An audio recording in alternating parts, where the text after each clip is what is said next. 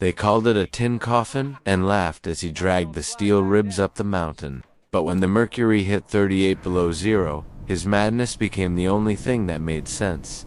Montana Territory, November 1947. When Earl Hutchins hauled a surplus Quonset hut toward his homestead, the locals at the trading post didn't just stare, they scoffed. To the rugged men of Flathead County, that corrugated metal shell was war junk. It was meant for storing tanks, not for wrapping around a log cabin like a bizarre second skin. But Hutchins wasn't building a home inside that hut. He was building a survival engine. He knew a secret about thermodynamics that the most experienced builders in the valley had missed: a cabin inside a shield. And when the winter of '47 hit, the kind of winter that froze livestock, standing up that ridiculed steel shell would prove the difference between survival and surrender. What did this homesteader understand about heat loss that everyone else ignored? If you want to learn one frontier technique that actually worked when lives depended on it, hit subscribe and let's open the file on the Hutchins method. Earl Hutchins wasn't trying to be a revolutionary. He was a 34-year-old former Army engineer with 160 acres of pine and stone south of Kalispell. The cabin he built that first summer was solid. 12-inch spruce logs, fieldstone foundation, steep roof. By frontier standards, it was respectable. But respectability doesn't keep you warm at 4,000 feet when the wind screams down from Glacier National Park. His first winter taught him the brutal truth. A tight cabin is a myth. Wind found every seam. Cold radiated through the logs like they were paper. He burned 4 cords of pine in January alone, yet woke up to frost on the inside walls. His daughters slept in coats. His wife Margaret stuffed rags into the baseboards only to find them frozen stiff by morning. The problem wasn't construction, it was physics. Wind doesn't just chill air. It strips heat from walls through convective cooling. Every gust hitting those logs pulled thermal energy out faster than a stove could replace it. Hutchins knew this. He'd spent 2 years in the Aleutian Islands building Quonset barracks. Those thin metal tunnels held heat, not because metal insulates, but because the shape deflected the wind. That thought gnawed at him. So when the Army Depot liquidated surplus huts for $75, he saw his chance.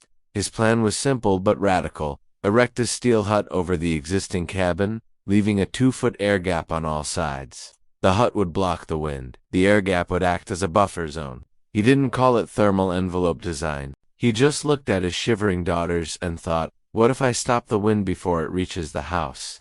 By late October, it stood, curved steel ribs arched over the cabin like a rib cage. The metal sat exactly 24 inches from the log walls. He cut vents to stop moisture buildup and built an airlock entry. From the outside, it looked like a barn had eaten a house. From the inside, standing in the dim corridor between the cabin and the shell, Margaret whispered, "Earl, people are going to think we've lost our minds." "Let them," he said. "I'm not trying to impress them. I'm trying to keep you warm." The physics of what Hutchins built defied every convention of the time. Traditional cabins lose heat 3 ways. First, conduction, heat moving through solid wood. Second, radiation, heat escaping into the night sky. And third, convection, wind stripping warmth away. Hutchins attacked all 3. The air gap killed convection. Air trapped in that 24-inch corridor couldn't move fast enough to steal heat. It sat still, like the dead air in a double-pane window. The steel shell blocked the wind entirely. While 60-mile-per-hour gusts scoured the heat off his neighbors' homes, the air touching Earl's cabin logs was moving at maybe 2 miles per hour, and the shape reflected radiant heat back toward the house instead of letting it vanish into space. Total cost: under $120. Visually, it was a disaster. The cabin lay in shadow beneath a steel arch. It looked like desperation wrapped in tin. The ridicule started immediately. Calvin Drecker, the valley's top builder, stopped by and shook his head. "Earl, this looks like you're ashamed of your own house. You've trapped your cabin in a sweatbox. That metal will condense moisture, drip down, and rot your logs by Christmas. It's not engineering, it's a coffin." At the trading post, a trapper named Graham laughed, calling it a coward's cabin. Even Earl's own brother, William, drove down to offer pity. "Earl," he sighed, "this isn't practical, it's fear. If this worked, we'd have been doing it for 70 years. By late November, the Hutchkins place was a spectacle. People rode past just to laugh at the metal barn house. They thought Earl had guaranteed himself a miserable, rotting winter. Then December came. The winter of 1947-48 is still recorded as one of Montana's worst. On December 8th, Arctic air slammed into the valley. Temperatures dropped to -18 overnight, then -31 by the 18th. It was -38 degrees, with wind chill severe enough to freeze flesh in minutes. For 23 straight days, the thermometer never rose above zero. In the valley, panic set in. Wood piles vanished. Families burned half a cord a week just to keep their homes above freezing. Water buckets froze solid indoors. Chimneys clogged as creosote froze in the flues, forcing smoke back into choking cabins. Livestock died. A neighbor lost 6 cattle that huddled against a barn wall and simply froze. But then, people noticed something odd at the Hutchkins place. First, the smoke. While other chimneys pumped thick, desperate plumes, Earl's showed a thin, lazy trail. Then Graham rode past and saw Earl outside in shirt sleeves, casually splitting wood. Curiosity got the better of Calvin Drecker. He stopped by on December 23rd, expecting to find the family huddled in misery. Margaret answered the door.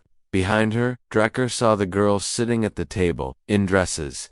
Not coats, not blankets. Cotton dresses. Everything all right? Drecker asked, confused. We're fine, Calvin. How much wood do you have left? We're burning about 3/4 of a cord every 2 weeks. Drecker froze.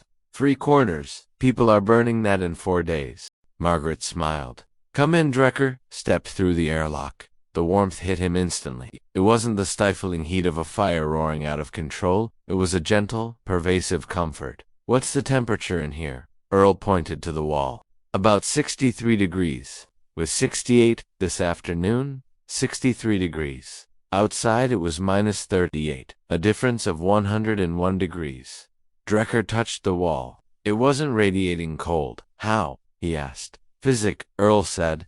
The gap stops the wind. The shell stops the convection. And the vents handle the moisture. No rot, no ice. Drecker looked at the family. No one shivering. No frost on the walls. Just life. Continuing as normal while the world outside died. He stood in that impossible warmth and realized this wasn't luck. This was better. News traveled faster than the blizzard. By New Year's Day, men were trekking to the cabin just to see the thermometer. County Agent Pollard, the man who warned Earl the roof would collapse, arrived with calibrated instruments. He measured the spread. Outside, -30. Inside, 64. Fuel consumption, 62% less than a standard cabin. The comparison was undeniable. Earl's brother William had a perfect traditional cabin. He was burning 1.8 cords a month to keep his house at a shivering 48 degrees. Earl was burning 0.75 cords to keep his at 63. Earl's system held 55 degrees more heat than the average home. It created a thermal battery. Even if Earl let the fire die out at night, the house only dropped to 58 degrees by morning. In any other cabin, a dead fire meant freezing to death by 3 a.m. But the real metric wasn't degrees. It was livable hours. In a normal cabin, warm was a temporary state you fought for. In the Quonset cabin, warmth was the baseline. The children studied, played, and slept without fear. Earl had turned a siege into a season. By mid-January, the mockery was dead. Does it work? Was no longer the question. The question was, how fast can I build one?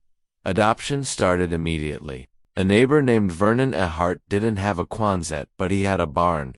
He built a second wall inside his cabin, creating a 16-inch air gap stuffed with straw. His fuel use dropped 40% in 4 days. By spring, 7 families had bought surplus Quonset huts. By the next winter, 19 cabins within 50 miles had retrofitted some form of double wall or shell system. They used canvas, pole barns, even stacked cordwood to create the buffer. The principle was always the same. Stop the wind before it hits the wall. Calvin Drecker became one of the biggest advocates, told the men at the trading post. Earl didn't just build a warmer cabin, he gave people back their winters. The Hutchkins place became a quiet legend. Earl never patented the design, he never wrote a book. He just lived in his warm house, welcomed curious visitors, and explained the airflow calculations over coffee. By 1950, the Hutchkins method had spread to Idaho, Wyoming, and Alaska. It never replaced the log cabin entirely, but for anyone building in the high wind, it became the gold standard. The mockery lasted 3 months. The validation lasted generations. Earl Hutchkins proved that the frontier doesn't reward tradition. It rewards what works. And what worked, what kept families alive when the wind screamed, was realizing that the smartest solution is often the one that looks the craziest. Earl's Quonset shell still stands today. The family moved out in the 60s, but the cabin inside remains structurally sound, the air gap dry, the system effective 75 years later.